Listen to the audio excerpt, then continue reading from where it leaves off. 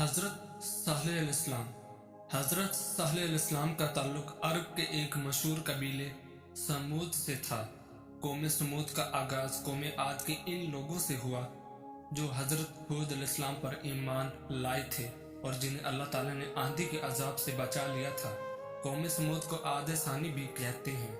اللہ تعالیٰ نے اس قوم کو بہت سی صلاحیتیں عطا فرمائی تھیں۔ وہ پہاڑوں کو تراش کر شاندار محل بناتے تھے۔ اللہ تعالیٰ نے انہیں مویشی، بیٹے، باغات اور چشموں جیسی بہترین نعمتیں عطا فرمائی تھیں۔ قوم سمود نے بھی ان نعمتوں پر اللہ تعالیٰ کا شکر ادا کرنے اور اس کی عبادت کرنے کے بجائے کفر و شرک کا راستہ اختیار کیا اور اپنی طاقت پر تکبر کرنے لگے۔ اللہ تعالیٰ نے قوم سمود کو سیدھا راستہ دکھانے کے لیے حضرت صالح علیہ السلام کو رسول بنا کر بھیجا۔ آپ علیہ السلام نے لوگوں کو ایک اللہ کی عبادت کرنے اور اس کی نعمتوں کا شکر ادا کرنے کی نصیحت کی اور انہیں شرک کرنے اور بتوں کی پوجا کرنے سے منع فرمایا۔ قوم سمود نے حضرت صالح علیہ السلام کی مخالفت کی اور توحید کی دعوت کو ماننے سے انکار کر دیا۔ ان لوگوں نے آپ علیہ السلام پر طرح طرح کے اعتراضات کرنے شروع کر دیے۔ ان کی قوم کے کافر سرداروں نے اپنی قوم کو گمراہ کیا اور غریب اہل ایمان کو سیدھے راستے سے ہٹانے کی بہت کوشش کی۔ قوم سمود نے حضرت صالح علیہ السلام سے ایک عجیب و غریب مطالبہ کر دیا اور کہنے لگے کہ اگر تم اللہ تعالیٰ کے سچے رسول ہو تو کوئی نشانی لے کر آؤ۔ ان کا مطالبہ یہ تھا کہ ان کی آنکھوں کے سامنے پہاڑ سے ایک زندہ اونٹنی نکلے جو بچہ پیدا کرے، تب وہ حضرت صالح علیہ السلام کو اللہ تعالیٰ کا رسول مانیں گے۔ حضرت صالح علیہ السلام نے اللہ تعالیٰ سے دعا مانگی تو اللہ تعالیٰ نے انہیں یہ معجزہ عطا فرمایا اور پہاڑ سے ایک زندہ اونٹنی نکل آئی جسے قرآن مجید نے اللہ تعالیٰ کی اونٹنی کہا ہے۔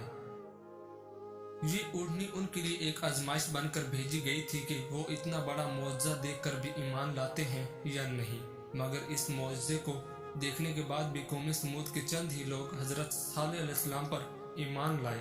حضرت صالح علیہ السلام نے قوم کو خبردار کیا کہ یہ اللہ تعالیٰ کی اونٹنی ہے، تم لوگ اسے کوئی نقصان نہ پہنچانا۔ اگر تم نے اس اونٹنی کو کوئی نقصان پہنچایا تو تم پر اللہ تعالیٰ کا عذاب آ جائے گا۔ حضرت صالح علیہ السلام نے اپنی قوم کو نصیحت کرتے ہوئے فرمایا، اے میری قوم، تم اللہ کی عبادت کرو، تمہارا اس کے سوا کوئی معبود نہیں۔ یقیناً تمہارے پاس آ گئی تمہارے رب کی طرف سے واضح دلیل، یہ اللہ کی اونٹنی ہے جو تمہارے لیے ایک نشانی ہے، تو تم اسے چھوڑ دو تاکہ وہ اللہ کی زمین میں کھاتی پھرے اور اسے برائی کی ارادہ سے ہاتھ نہ لگانا، ورنہ تمہیں دردناک عذاب آ پکڑے گا۔ اور تم یاد کرو جب اس نے تمہیں جانشین بنایا قوم عاد کے بعد اور اس نے تمہیں زمین میں ٹھکانہ عطا فرمایا۔ تم اس زمین کے نرم حصے میں محلات بناتے ہو اور تم پہاڑوں کو تراش کر گھر بناتے ہو، لہٰذا تم اللہ کی نعمتیں یاد کرو اور تم زمین میں فساد کرنے والے بن کر نہ پھرو۔ قوم سمود کے لیے پانی حاصل کرنے کی جگہ ایک کنواں تھا جہاں سے سب پانی پیتے تھے۔ حضرت صالح علیہ السلام نے قوم اور اللہ کی اونٹنی کے درمیان پانی پینے کے دن مقرر فرما دیے۔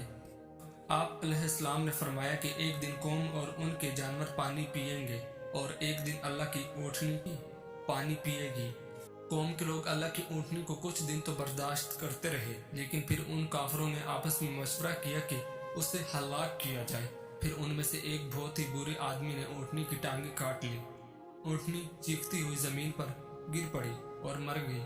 اونٹنی کا بچہ یہ منظر دیکھ کر گھبرا گیا اور بھاگ کر پہاڑ پر چڑھ گیا، پھر وہ چیختا ہوا پہاڑ میں غائب ہو گیا۔ حضرت صالح علیہ السلام نے قوم سے فرمایا کہ تمہارے لیے 3 دن کی مہلت ہے، تم کچھ اور مزے کر لو، پھر اللہ کا عذاب تمہیں گھیر لے گا۔ 3 دن بعد اللہ تعالیٰ کا عذاب ایک بہت تیز آواز اور زلزلے کی صورت میں آیا جس نے تمام کافروں کو ہلاک کر دیا۔ اپنی طاقت پر اترنے اور غرور کرنے والے یہ لوگ اپنے گھروں میں بے بسی کی حالت میں مردہ پڑے رہ گئے۔ اس قوم کی حالت کے بارے میں قرآن مجید میں ارشاد ہے، پھر ان لوگوں کو زلزلہ نے پکڑ لیا تو وہ اپنے گھروں میں اوندھے منہ پڑے ہوئے رہ گئے۔ پھر صالح علیہ السلام نے ان لوگوں کی طرف سے منہ پھیرا اور فرمایا، اے میری قوم، یقیناً میں نے تمہیں اپنے رب کا پیغام پہنچا دیا تھا और मैंने तुम्हारी खैर ख्वाही की थी, लेकिन तुम खैर ख्वाहों को पसंद नहीं करते। कौम समूद के वो खूबसूरत घर और आलिशान महल्लात जिन पर उन्हें बहुत नाज और घुमंड था, अल्लाह ताला के अजाब से खंडरात और वीराने बन गए, गोया उनमें कोई रहा ही नहीं। ये खंडरात आज भी मौजूद हैं और लोगों के लिए इबरत का निशान हैं। हजरत आसिया अलैहिस्सलाम फिरऔन के हमबिस्तरी से कैसे बची। फिरऔन की तरफ से जब हजरत आसिया रज़ियल्लाहु अन्हा के लिए शादी का पैगाम आया, ये उनके वालिद को भी नागवार गुजरा, क्योंकि फिरऔन मिस्र पहले दिन से ही जुल्म बर्बरियत के लिए मशहूर था। लेकिन फिरऔन ने अपनी बादशाहियत के जोर पर जबरन हजरत आसिया से शादी कर ली और धमकी दी कि अगर ये शादी नहीं करेगी तो आपके वालिदैन को कत्ल कर दिया जाएगा। लेकिन शादी होने के बाद भी अल्लाह पाक ने हजरत आसिया को फिरऔन से महफूज रखा और वो आप पर कादिर न हुआ। इस बारे में मुफस्सिरीन लिखते हैं कि शादी की पहली रात थी। जब फिरऔन हजरत आसिया के कमरे में गया तो अल्लाह पाक ने इस पर नींद का ऐसा गलबा डाला कि वो सारी रात सोया ही रहा। कुछ किताबों में लिखा है कि अल्लाह ने फिरऔन को नामर्द कर दिया था, जिसकी वजह से वो सोबत न कर सका। और बाज़ ने लिखा है कि फिरऔन को ऐसी बीमारी थी कि तबीबों ने इसको सारी उम्र सोबत करने से मना कर दिया था। कि अल्लाह पाक का हजरत आसिया पर करम था कि अल्लाह पाक ने उन्हें कैसे फिरऔन के नापाक जिस्म से महफूज रखा। अगर चाहते हो घर में फक्र मुफलिसी और गरीबी न आए तो घर में किसी खवातीन का नाम फातिमा रख दो।